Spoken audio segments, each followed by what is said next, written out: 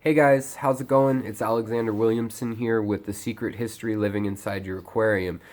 This video is a little different. I want to talk to you guys about some deeper issues, some more personal issues with that you may have, that I may have, but it's all related to what fish keeping, plant keeping, horticulture, shrimp keeping, whatever it may be, what it means to you, what it does for you. A lot of us spend a lot of time on YouTube. It's a community. I want my channel to be a community. I want to make the history videos, but I also want this to be a place where people can connect. I know there's a lot of lonely people. I'm a person who gets lonely. I mean, I'm married and I have great friends and family, but sometimes you still feel like something's missing sometimes. So um, I want to discuss a little bit what fish keeping means to me, but what I really want from this video is maybe what it means to you. And maybe in that, in the comments, we can kind of find some friends and some people to chat with, make new connections, things like that. So essentially, fish keeping to me, I've picked it up and left it multiple times in my life. I've never stopped liking it. It's just been a matter of convenience. Sometimes I have time to do it, sometimes I don't. But I started doing it as a child with wonder as the spark. I wanted to know what this complicated thing we call nature is and how it works and have a microcosm of that. And I loved all animals, all things living, plants too, but really I gained an appreciation for plants later on, and I'm still gaining a greater appreciation for them as we speak. I've always also found mushrooms really fascinating, so that's kind of outside what we keep in the tank, but it's something related to the naturalist world. So I think one of the first things I had, we had a pet dog as when I was a child. Um, I had all sorts of strange pets actually. I had a flying squirrel, I had a sugar glider, newts, frogs, snakes, all sorts of stuff. So I've always loved animals, but there comes a time in some people's lives, mine, where you realize what's practical, what you can keep up with, and what's going on in your daily life, your routine wise. A dog, you have to go walk, you have to pay a lot of attention to it, get it exercise. They're a little more sentient in my mind, where they think a little more. They know when they're cooped up longer. So while I still love cats and dogs and those things, in a small apartment, I don't feel like it's fair to keep them in here, especially when my job doing graphic design or doing murals or traveling and things like that, when it I think it would be an inconvenience. So that's on the practical side. But what I want to talk to you guys today about is how, and I know this sounds melodramatic, but primarily art and then fish keeping has saved my life several times. So I've always been a sick person. I've always had something wrong, whether that was allergies or infections. I have an overactive immune system. I have a disorder known as lupus, which basically my body attacks itself. So my white blood cells and things start attacking my own body for no reason. It's kind of like allergies, although allergies attack a foreign body for no reason. But because of that, I mean, I bear scars of pock marks and things, and I always have, there's spots where blisters have broken out and things like that. Um, and it's painful. I mean, I've got swelling under my eyes right now. My joints are swollen. You learn to live with that. A lot of people have worse problems. I'm not trying to say woe is me on this one. I'm just telling you guys what I experience, what my experience is. You can probably see my eyelids swollen now. But there's three major reasons why fish keeping has kept me level-headed and given me something to look forward to. And the first reason I just said is that it's something that you put energy, time, love, interest, whatever it may be that you want to call it, but you put that into your tank and you see the results. You learn, you tweak little parameters, and you know it's going somewhere, especially with a planted tank or when you're breeding fish. You you see that it's going somewhere, and you feel as though you put your time in and you get something out of it. And a lot of times that's scraping algae and that's doing the unfun things, but that's life. To get the beauty, a lot of times you need to, deal with the struggle. So number two, I mean, that just gives me something to look forward to when I'm feeling bleak and when I'm not particularly looking forward to anything. When I'm living one day at a time rather than feeling like there's a hope for the future. Number two, I would say that it's this may be the biggest thing really, is that it is having control over an ecosystem in a life where you feel like you might not have control. I don't know if I'll be able to get out of bed tomorrow. I don't know if I'll be too sick to do a job, if I'm going to feel like less than a whole person, in that I know I used to have the strength to do this or that, and some days having the strength to go up the stairs is an accomplishment. Um,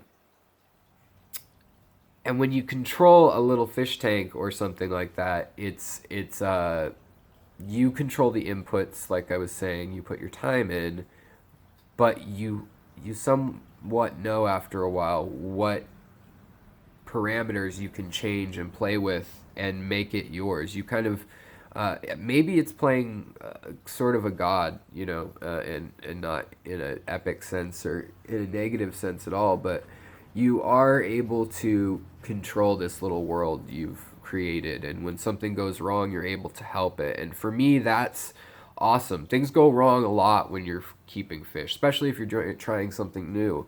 And that shouldn't stop you. A lot of times I've had whole tanks die. I've had crazy parasites and viruses and um, algae blooms and things like that that ruin what you're working on.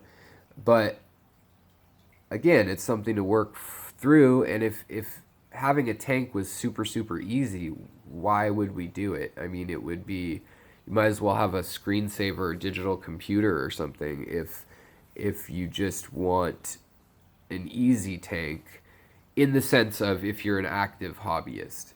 Now, if you just want to look at a fish and have it be pretty and low maintenance, I understand that too, and I'm not trying to be negative towards those people. But for us people who it's a hobby and a collection, it's constantly trying new things and constantly feeling like we've mastered, or if not mastered, just successfully not killed the creatures and plants that we're dealing with. And that gives me a sense of control in a life where a lot of times I don't feel like I have control. And a lot of us don't. And the third reason I would say that it's really saved my life is that dealing with lots of pain, whether when I was younger it was emotional depression, anxiety, panic attacks, things like that I dealt with, it takes your mind somewhere else to care for someone else or something else. Now, obviously, it's ideal and I care for people over my creatures, but there have been times, especially in my early 20s or in my teens, where, as silly as it may sound from an outside view, my fish were my people. They were the thing that I cared for, and that made me feel like, oh, I got to get up because my fish will die if I don't take care of them, and my plants won't grow. And that's also similar to art for me. So for art, I need to be constantly creating. I need to be drawing. And to me, this is no different than art, is planting a tank and having it grow and develop. Like, you set it up for success and then it turns out a certain way. Or maybe you just let nature take its course and it takes the path it's going to take. But when you have a chronic illness, it can beat down on you. I mean, life can beat down on you. I'm sure a ton of you guys have experienced times when you're just tired, emotionally or physically. And for me, I like to keep the hobby at a size where it's not overwhelming, 4 or 5 tanks. I've had lots of tanks before. I've done lots of breeding projects, and in theory, that's fun and I want to do it. Um, for me, sometimes that becomes more of a stress because of the things you got to do in life just to pay the bills and to take care of family and to take care of business. So I want to know from you guys what keeping fish or looking at fish, what it's done for you. I mean, it's got the direct effect of calming me also. I also love to watch living organisms. Knowing that I don't have control in that second over that organism, that it may move left, it may move right, it's trying to acquire food, they're trying to reproduce, they're setting them up for success and replicating a wild environment for both the plants and fish and microbes and everything. That is really amazing to me, and it's a type of art that I'm far from mastering, obviously. And then the knowledge end of it is a whole separate thing, and that's kind of where this channel comes in. Is I've been breeding guppies for 24 years now, and since I was like a preteen, and so I didn't need to know the science necessarily. You just learn how to breed guppies. Live bears are pretty easy, and you pick things up and learn. And now, in this point in my life, I have less tanks. I'm not doing giant breeding projects, but I want to learn how to make the most out of the small space we have in our apartment, my wife and I, and how I can manage those tanks, not constantly doing water changes and all that, and money wise, not being over the top, because money is something I don't have a lot of. And that's a choice, definitely. I could work more and have more money, but between my health and between pursuing art as a career for the last decade, it's enough to get by, but it's not enough to have a new car or to do that kind of stuff. And that stuff doesn't matter to me.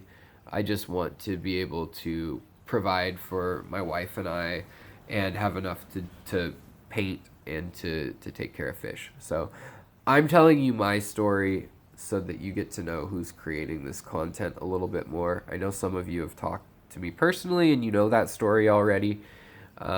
Also, I've been through times when my mother had a brain aneurysm and was on life support in the ICU for almost six months total, in and out. She recovered mostly, thankfully. She still has problems from it.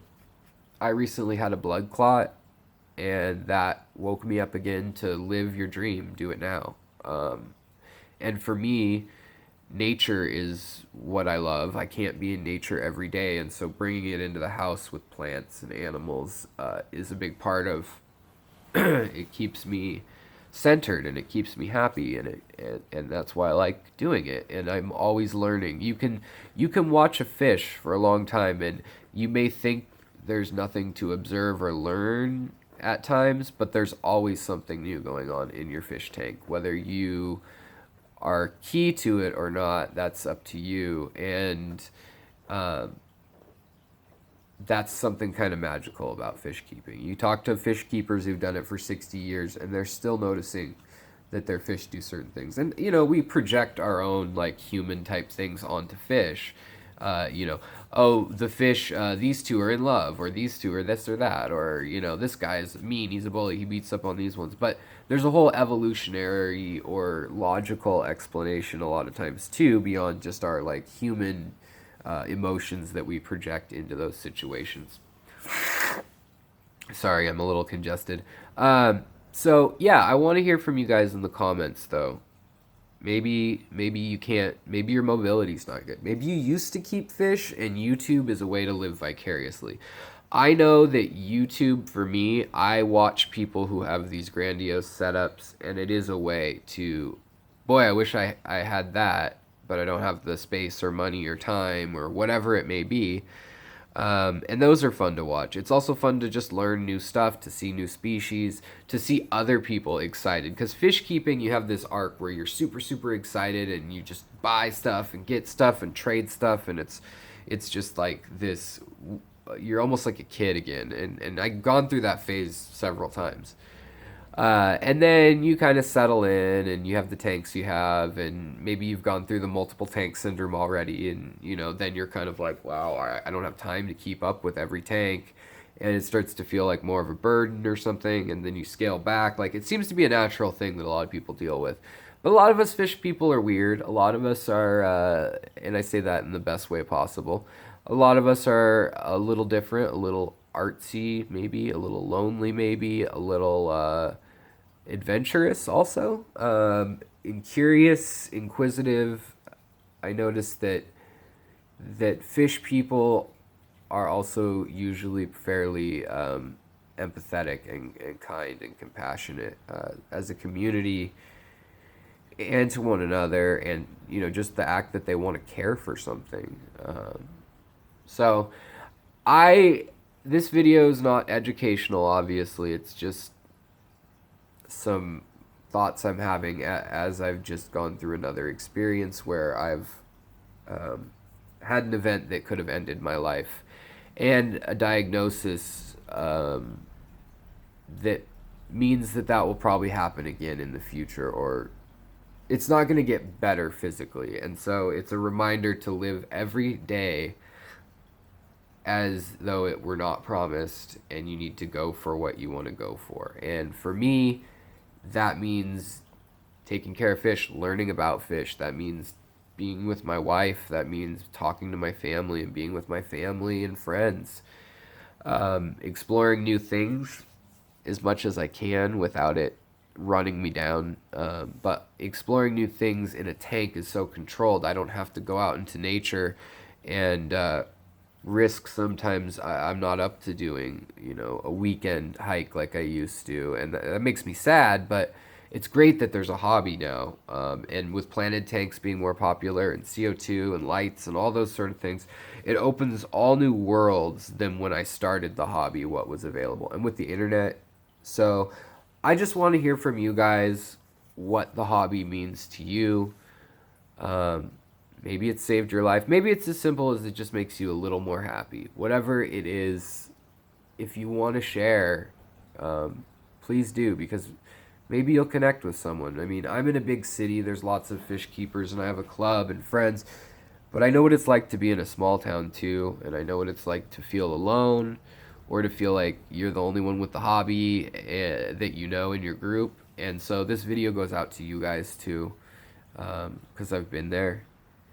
And you can be in a crowd and still feel lonely. And I hope the community that is on this channel that I'm trying to build, that you guys are building, I hope that through the comments and maybe friending each other and things like that it's more than just a channel, that it's a place where people can feel like they're a part of something and learn and better themselves and better their tanks and just better their day, even if it's just for a little moment.